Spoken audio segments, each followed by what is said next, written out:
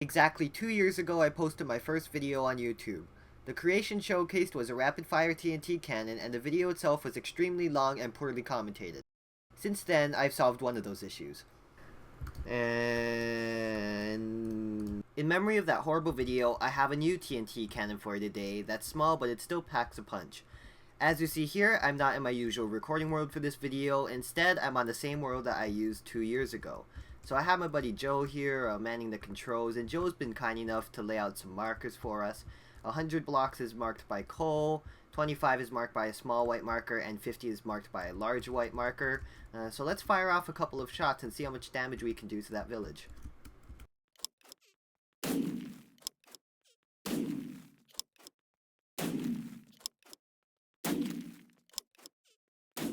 Alright, so let's see how much damage we caused. So this looks like the 125 block mark over here, and we destroyed the left of this house and I think an entire house behind that, but our TNT cannon did not stop there, for it went to the 150 block mark and destroyed the corner of this house as well. So on a level surface, our TNT cannon will go 150 blocks, but I think you can raise that to 175 blocks or even 200 blocks if you were to just raise your TNT cannon a little up just to affect the TNT trajectory and arcs and stuff like that.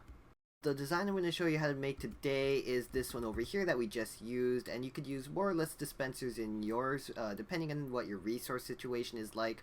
If you're just getting started, you may not want to use all of your TNT in a single go, so of course you may want to have less dispensers. However, if you're established and have a mob farm and everything, then you may want to have some of that extra power just because it's fun to blow stuff up. So our input is going to be just like that, and then you need 2 torches on there, and then 2 more torches on top of that. After you do that, you need to have dust to finish everything off, and we could go on to our dispensers. So you can have up to 4 launcher dispensers on each side, and these will activate our launcher TNT, which will launch our projectiles. And then you could even have one in the floor. Make sure if you do that you have something to power it, like a torch on the side. And then let's place our projectile dispensers. Now you can have up to 3, 1, 2, and then a third one facing down. And then to power that, all you need to do is have a torch there and a torch there.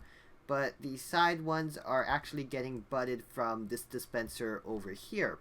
So to solve that, you need to have a torch there and then a piston underneath, and that'll just update it to make sure it actually activates instead of just sitting there like a dud. Oh, there we go. And then to finish everything off, you need to have pressure plate, and then on the fence post, and then water there so it doesn't blow everything up. And if you've built TNT cannons before, then you know what this pressure plate does. It just boosts the power of the launcher TNT just a little bit, allowing it to affect the projectile TNT even more. Now when you do that, make sure you have a block placed over here just so the TNT from these top 3 don't accidentally go on the edge of this one. So just have a block there to prevent that, and make sure everything goes down that launch chamber that we made. So when you're done with that, it's time to fill them all up. So I filled all of our dispensers up with that explodey stuff, and I think it's time to destroy more of that village.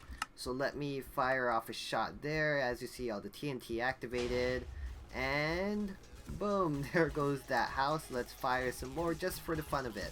So this has been a great 2 years, and I look forward to doing YouTube even more. So until next video, goodbye.